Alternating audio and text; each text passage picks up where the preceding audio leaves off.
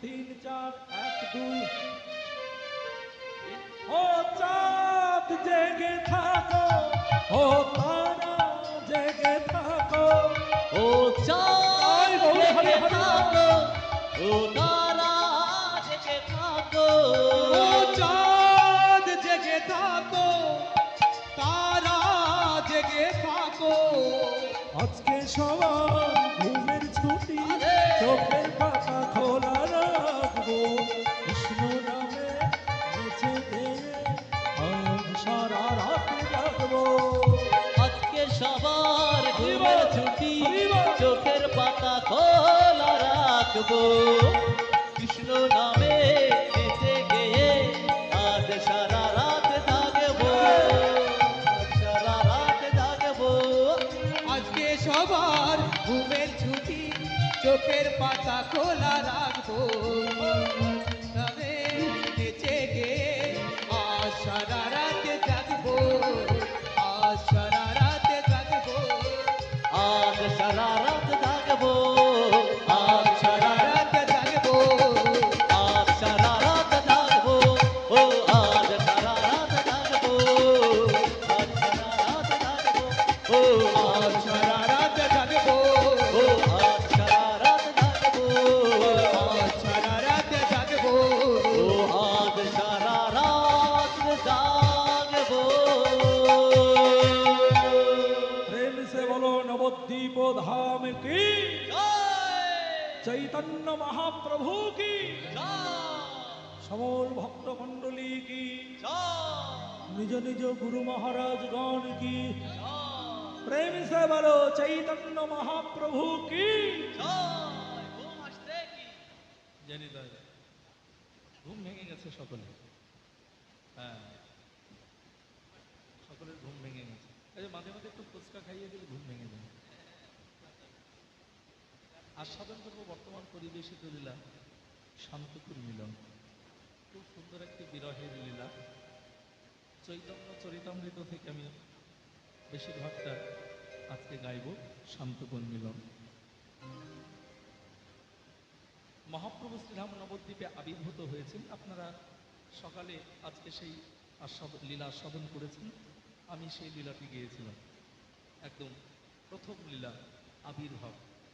শ্রী জগন্নাথ মিশ্রের ঘর আলো করে সচিমায়ের উদরে ভগবান মহাপ্রভু এই ধরাধামে প্রকটিত হয়েছেন, মানে জন্ম নিয়েছেন। মহাপ্রভু এই ধরাধামে প্রকটিত হয়ে মোট 48 বছর তিনি প্রকটিত অবস্থায় ছিলেন। প্রকটিত মানে জীবিত।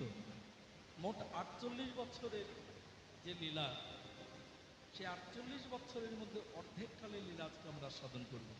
মহাপ্রভু জীবনের প্রথম 24 বছর, 48-এর অর্ধেক 24, সেই জীবনের প্রথম 24 বছরের লীলা মাধুর্য আমরা আস্বাদন করব আজকে শান্তিপূর্ণ মিলন লীলা মাধুর্যের মধ্য দিয়ে। শ্রীধাম নবদ্বীপ জগন্নাথ মিশ্রের ঘর আলো করে সচিমায়ের উদরে জন্ম নিয়েছেন নদিয়ার চাঁদ, কলিযুগের ভগবান শ্রী গৌর সুন্দর।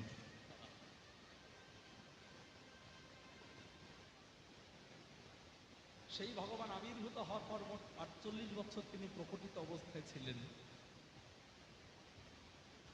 তার মধ্যে প্রথম অর্ধেককাল নিজের জন্মস্থান শ্রীধাম নবদ্বীপে কাটালেন 24 বছর।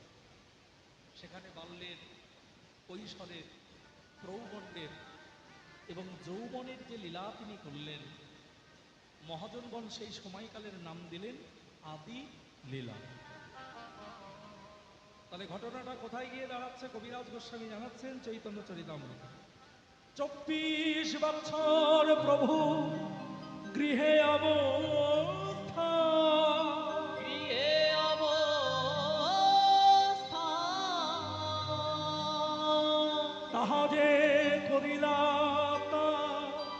আদি লীলা না। আদি লীলা,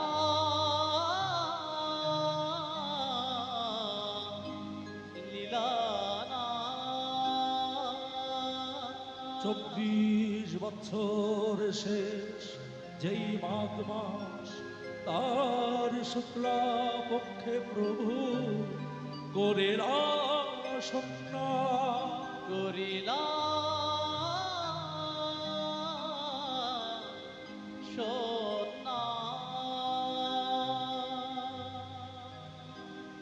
ভক্তমন্ডলী বাবা, ভক্তিমতী মায়েরা, এই জায়গাটা ভালো করে লক্ষ্য করুন। 24 বছর শেষ যেই মাঘ মাস, তার শুক্লা পক্ষে প্রভু করিলা সন্ন্যাস। মহাপ্রভুর আবির্ভাব তিথিটা হলো ফাল্গুনী পূর্ণিমা তিথি, অর্থাৎ দোল পূর্ণিমা তিথি, যেটা এটা হলো আবির্ভাব তিথি, জন্মতিথি। আর সন্ন্যাস তিথিটা হলো মাঘী পূর্ণিমা তিথি। এই মাঘী পূর্ণিমা তিথিতে ভগবান মহাপ্রভু সন্ন্যাস নিয়ে চিরদিনের জন্য নবদ্বীপ ছেড়েছিলেন। চলুন সেই লীলা একটু ছোট্ট করে আমরা সাধন করি। ভগবান মহাপ্রভু জীবনের প্রথম 24 বছর বয়স পরিপূর্ণ হতে এখনো কিছু সময় বাকি রয়ে গেল, অর্থাৎ 24 বছর পূর্ণ হতে এখনো কিছু কাল বাকি মহাপ্রভু।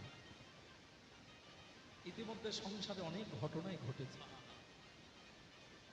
সংসারে গত হয়েছেন পিতা জগন্নাথ মিশ্র। পিতার দেহান্ত হলে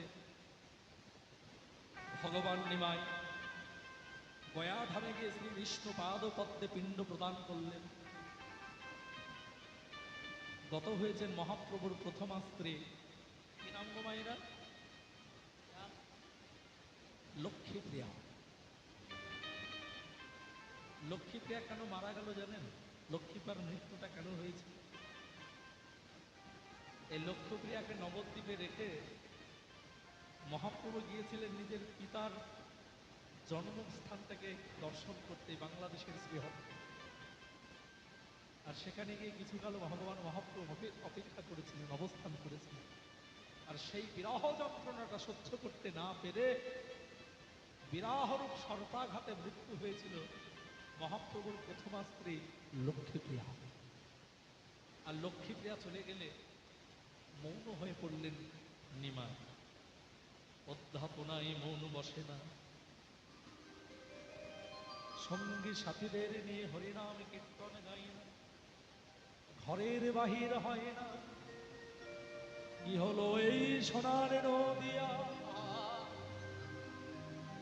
নিমাই ভালো করে কথা বলে না, ঘরের বাহির হয় না, হরিনাম সংকীর্তন গাই না। তাই দেখে সতীদেবী মনে মনে ভাবছে, নিমাই চিন্তা করিস না বাপ, আমি তোর পুনরায় বিবাহ দিয়ে আবার আমি ঘরের লোককে ঘরে ফিরিয়ে আনবই। চিন্তা করছেন মা সতীদেবী। এই এমনটি ভাবতে ভাবতে মা সতীদেবী চলেছেন নবদ্বীপের গঙ্গা ঘাটে স্নান করতে। আর সতীদেবী গঙ্গা ঘাটে স্নান করে আহ্নিক সেরে যেই না গঙ্গা কিনারে দাঁড়িয়েছেন, হঠাৎ করে একটা রমণী এসে সতীদেবীর চরণ দুটি স্পর্শ করে যেই না প্রণাম করেছে, চমকে উঠলেন সতীদেবী। ছি ছি ছি ছি ছি, এই যে মেয়ে, ও মেয়ে, এই তোমাদের কেন বলা নেই, কওয়া নেই, কোন জাতপাতের মেয়ে ঠিক নেই, তুমি আমায় ছুঁয়ে নিয়ে যাবো? তুমি জানো এই নিয়ে আমার সাতবার ডুব দেওয়া হবে গঙ্গার জন্য। মানে সতীদেবীর একটু সূচি পাইছিল। আগেকার দিনে বাড়ির বয়স্ক ঠাকুমা থাকলে দেখলে না সূচি পায়ের তলায় যদি সুতো পড়ে আবার গিয়ে বালতিতে করে জল ঢেলে নেয়। তো সতীদেবী এরকম পায়ের তলায় যদি কাদা থাকতো আবার গিয়ে গঙ্গায় ডুব দিত। তো বলা নেই, কওয়া নেই, কোন জাতপাতের মেয়ে ঠিক নেই, তুমি আমায় ছুঁয়ে নিলে যে বড়। আচ্ছা এই যে মেয়ে, তোমার নাম কি বলো তো? আমার নাম বিষ্ণুপ্রিয়া। বাহ, নামটি তো ভারী সুন্দর। আচ্ছা মেয়ে, তোমার বাবার নাম কি বলো তো? আমার পিতার নাম সনাতন মিশ্র। আর যেই না পিতার নামটা বলেছে, একটু জিভে কামড় দিয়েছে সচিদেবী। ছি ছি ছি, মা গো, আমি তোমায় চিনতে পারিনি। না জেনে না বুঝে তোমায় কত কটু কথা বলেছি, তুমি যেন মনে কিছু করো না। আসলে সেই ছোট্টবেলায় তোমায় দেখেছিলাম, এখন কত বড় হয়েছে, তোমায় আমি চিনতে পারিনি, তুমি যেন মনে কিছু করো না। আচ্ছা মা, তুমি এই সকাল সকাল গঙ্গা ঘাটে এসে আমায় প্রণাম করলে যে বলে। যেই না সচদেবী প্রশ্নটা করেছে, বিষ্ণুপ্রিয়া বলে উঠল, মাগো আমি তো শুনেছি আপনি যদি কারোর মাথায় হাত রেখে আশীর্বাদ করেন, সেই আশীর্বাদটা নাকি অক্ষর অক্ষরে পালন হয়ে যায়। তা আমি এসেছি এই গঙ্গা ঘাটে গঙ্গাকে সাক্ষী রেখে আপনার কাছ থেকে একটা আশীর্বাদ চেয়ে নিই। সচীদেবী বলছেন, বলো মা তুমি কি আশীর্বাদ নেবে? বলো, মা আপনি আমায় এই আশীর্বাদ করুন, আমার নাম যেমন বিষ্ণুপ্রিয়া, আমি তেমন যেন বিষ্ণুর প্রিয়া বাহ হতে বাহ পারি। বাহ, বিহারি চাঁদ। গঙ্গা কিনারে দাঁড়িয়ে হতভাগিনী জনম দুঃখী জননী সচীদেবী গঙ্গাকে সাক্ষী রেখে বিষ্ণুপ্রিয়ার মাথায় হাত রেখে আশীর্বাদ করছে। মাগো আমি প্রাণ ভরে তোমায় আশীর্বাদ করছি, তোমার নাম যেমন বিষ্ণুপ্রিয়া, তুমি তেমন যেন বিষ্ণুর প্রিয়া হতে পারো। হৃদয় গৌর হরি হরি বল, হরি বল। হরি হরি বল। আর যেই না আশীর্বাদটা পেয়ে গেছে, মনের আনন্দে বিষ্ণুপ্রিয়া ছুটতে ছুটতে ঘরে ফিরল। আর এদিকে সচীদেবী ঘরে ফেরার পথে মনে মনে ভাবছে, আহা এই রমণীটিকে যদি আমার পুত্রবধূ রূপে লাভ করত। ঘরে ফিরে কাশীনাথ ঘটককে দিয়ে সংবাদ পাঠালেন সচীদেবী সনাতন মিশ্রের কাছে। নিমাই আর সংসার তাকে আবদ্ধ হতে চেয়েছিল না, বারে বারে বলেছিল, মা তুমি আর আমাকে সংসার পাকের মধ্যে আবদ্ধ করো না মা, আমি আর সংসারী হতে চাই না, আমি আর বিয়ে করতে চাই না মা। সচীদেবী মনে মনে ভেবেছিল সব ছেলেরা এমন কথাই বলে, আবার বিয়ে হয়ে ঘরে বউ এলে সব কিছু ভুল হয়ে যায়। কিন্তু সচীদেবী একটা কথা জানতো না, জগতের আর 5টি ছেলের থেকে তার ছেলে নিমাই সম্পূর্ণ আলাদা, সে যে ভগবান।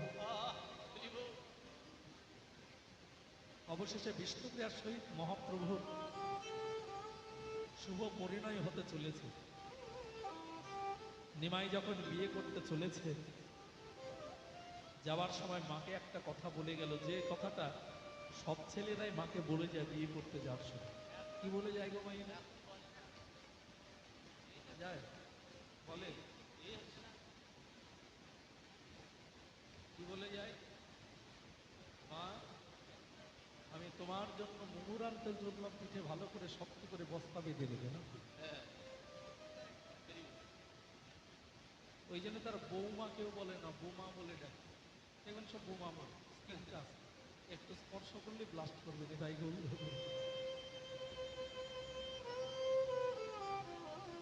তবে শুধু বৌমাদের দোষারোপ করলে হবে না।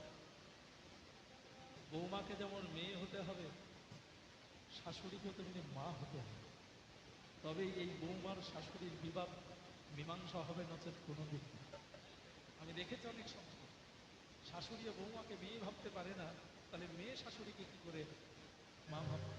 আপনাদের বলুন, শিক্ষাটা তো বড় থেকে ছোটরা পায়, তাহলে বড়দের থেকে তো শিখছে, যায়নি তাই ছোটদেরকে দোষারোপ করে মিছামিছি করে না, শিক্ষাটা দিতে হয়। শিক্ষাটা বড়দের কাছ থেকে গ্রহণ করে ছোট। নিমাই যখন বিয়ে করতে যাচ্ছে, যাওয়ার সময় মাকে বলে গেল, মা আমি তোমার জন্য দাসী আনতে চললাম, এই দাসী এসে নিত্য তোমার চরণ সেবাতেই নিযুক্ত হবে। বিয়ে হলো, কিন্তু সংসার ধর্ম কর্মে যে নিমাইয়ের আর মন বসে না। একদিন যায়, দুদিন যায়, 3 দিন যায়, বারে বারে নিমাইয়ের মনে পড়েছে, যাই মাকে আমার মনের কথাটা খুলেই বলি, মাগো আমার যার সংসার ধর্ম ভালো লাগে না মা, তুমি আমায় অনুমতি দাও না। এই সংসার ধর্ম থেকে পরিত্রাণ পেতে আমি চিরতরে সন্ন্যাস সেজে তোমাদের মায়া ত্যাগ করে, নবদ্বীপের মায়া ত্যাগ করে আমি চিরবিদায় নিয়ে চলে যাব। অনুমতিটা চাইতে এসেও, কথাটা বলতে এসো নিমাই সচীদেবীকে কথা তো বলতে পারে না। কি করে বলবে? সংসারে যে পিতা ছিলেন তিনি আর নেই, লক্ষ্মীপ্রিয়াও আর নেই, দাদা বিশ্বরূপ সেও যে মাত্র 16 বছর বয়সে নবীন সন্ন্যাস এসেছে ঘর ছেড়েছে, মাত্র 67 বছরের বৃদ্ধা জননী সচিদেবী, আর মাত্র 14 বছরের বালিকা বিষ্ণুপ্রিয়া, যাদের রক্ষণাবেক্ষণের দায়িত্ব যে নিমাই স্তম্ভে। এখন নিমাই মনে মনে ভাবছে, আমিও যদি এদেরকে ছেড়ে চলে যাই, এই দুজন যে অনাহারে থাকতে থাকতে উপবাসে থাকতে থাকতে এ প্রাণ ত্যাগ করবে। আর তার জন্য চির অপরাধী হয়ে থাকবে। তাই নিমাই কথাটি বলতে সেও পারে না যে মা, আমায় অনুমতি দাও না, আমি সংসার ধর্ম থেকে পরিত্রাণ পেয়ে চিরতরে সংসার ত্যাগ করে সন্ন্যাসী হয়ে চলে যেতে চাই। একদিন যায়, দুদিন যায়, 3 দিন যায়, একদিন নিমাইয়ের দৃঢ় সংকল্প নেওয়া হয়ে গেল, না না না না না, আমাকে কেউ পারবে না আটকে রাখতে। আজকেই আজকেই আমি নবদ্বীপের মায়া ত্যাগ করে, সকলের মায়া ত্যাগ করে আমি চির বিদায় নিয়ে চলে যাবই না। কেউ পারবে না, পারবে না আমার হতভাগিনী জনম দুঃখিনী জননীর মায়া আটকে রাখতে, পারবে না আমার বিষ্ণুকে আর স্নেহ মায়া ভালোবাসা আটকে রাখতে, পারবে না সারা নবদ্বীপবাসীর মায়া আটকে রাখতে। আজকেই আজকেই আমি সকলের মায়া ত্যাগ করে চিরতরে নবদ্বীপ ছাড়বই ছাড়ব। এই দৃঢ় সংকল্প নিয়ে সারাদিন হয়ে গেল নিমাই ঘর থেকে বাহির হয়। আর কেউ না জানুক, নিমাই তো জানে আজকের দিনটাই তার কাছে শেষ দিন এই নবদ্বীপের মাটিতে। দিনের শেষে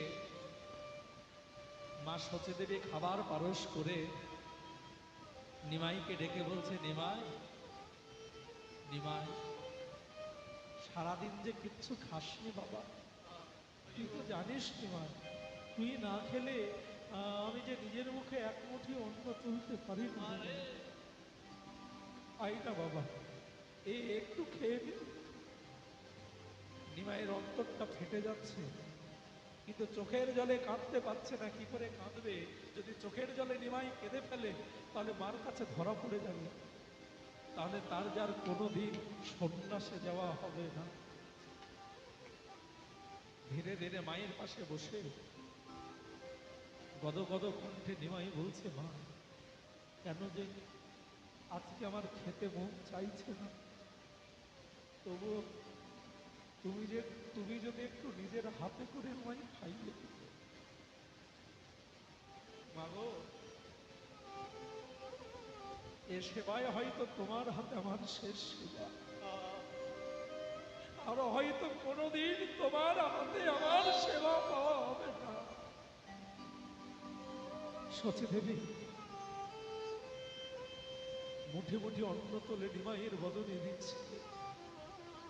নিমাই গ্রাসে গ্রাসে অন্ন পাচ্ছে,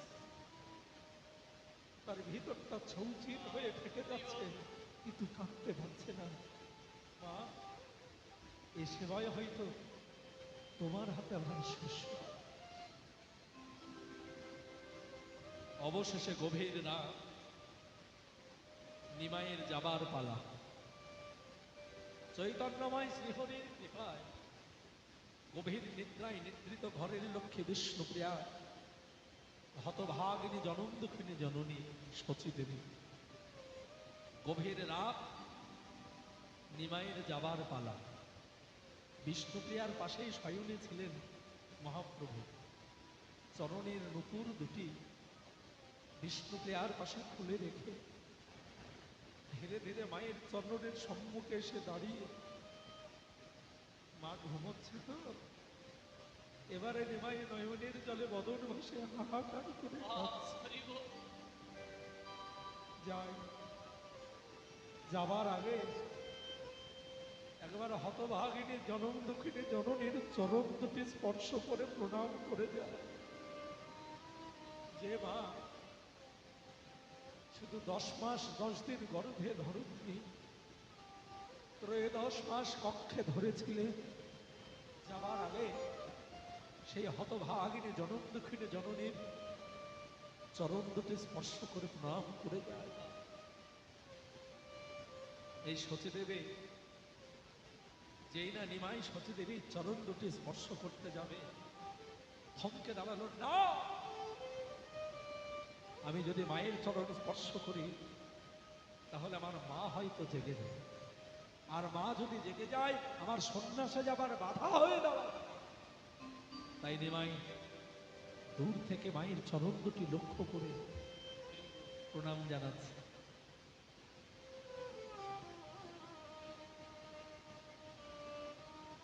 বিদায় মা, ওগো নবদ্বীপবাসী, বিদায়।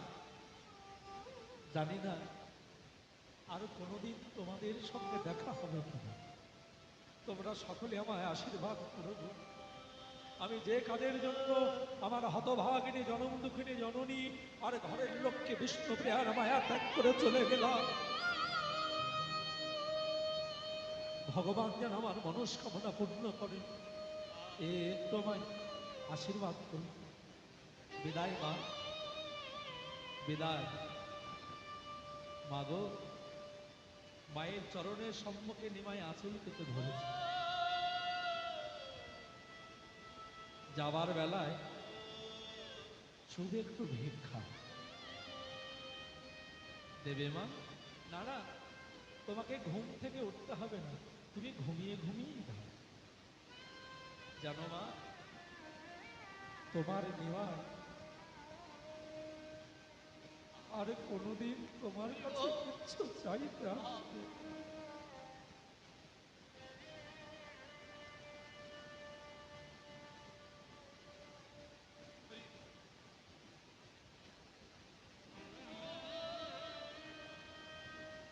এ চাওয়াই হয়তো শেষ চাওয়া। দেবে শুধু একটু ভিক্ষা, আমি এই তো ভিক্ষা চাই মা গো।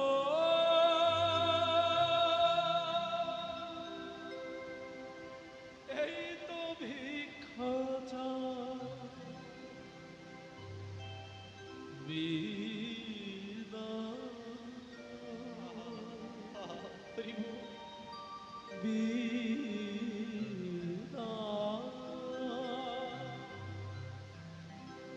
বিদায় দে গো,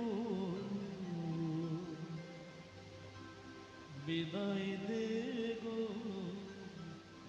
সচি মাতা।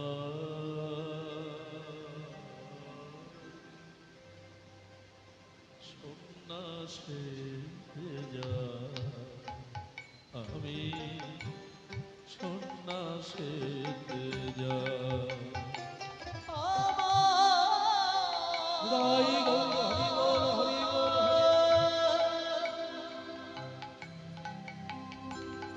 বিদায় দে গো,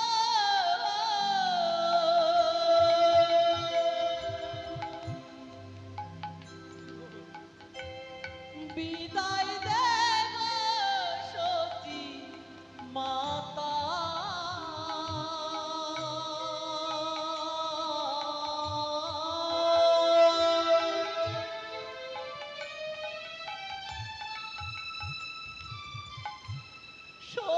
সন্ন্যাসেতে যায়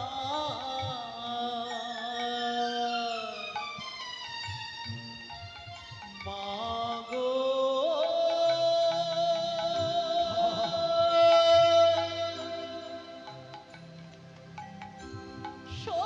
সন্ন্যাসেতে যায়। আমি নদী আছা ছাড়িয়া যাব,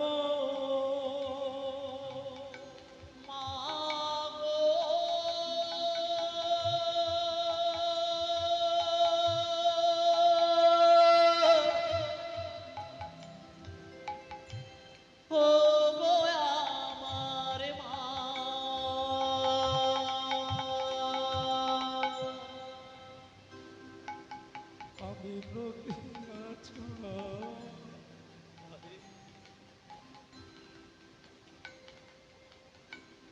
হারিয়া যাব আমি পরের মাকে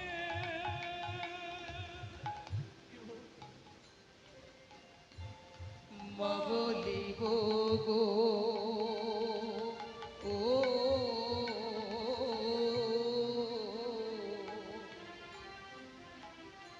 আমি নদিয়া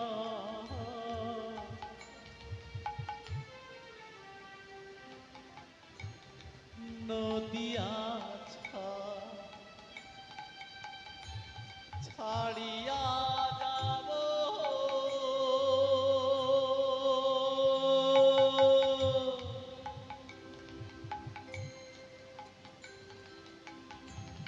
পরের মাকে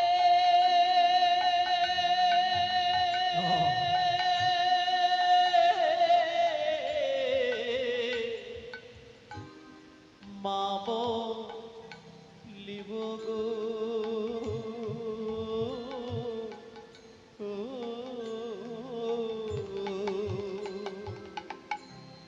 লোকে জানবে নিমায়ের মানা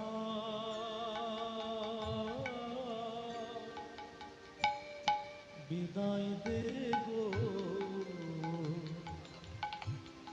বিদায় দে গো সচি মাতা সন্ন্যাসে যা আমি সন্ন্যাসেতে যা আমায় বিদায় দে গো হরি বল হরি বল বিদায় দে গো সচি মাতা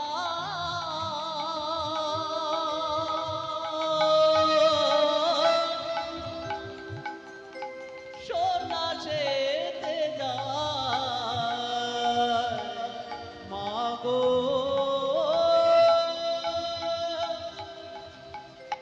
সন্ন্যাসেতে যায় আমি কৃষ্ণ কৃষ্ণ আরে জানো মা আমি তোমাদের ছেড়ে চিরতরের জন্য কোথায় চলে যাব আমি কৃষ্ণ কৃষ্ণ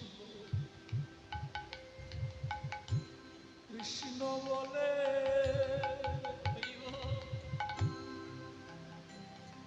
আমি বৃন্দাবনে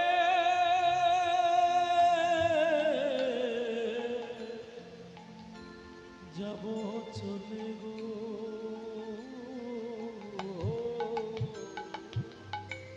আমি কৃষ্ণ কৃষ্ণ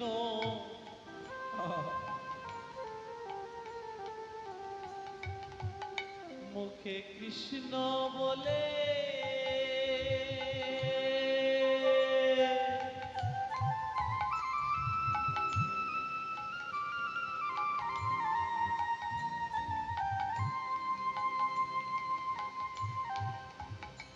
ওই বৃন্দাবনে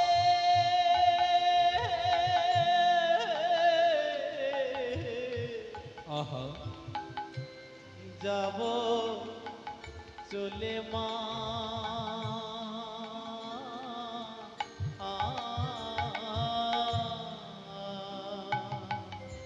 আমি আর তো ফিরে আসবো না নদিয়া বিদায় দে গো বিদায় দে গো সচি মাতা সন্ন্যাসেতে যা আমি সন্ন্যাসেতে যা আমার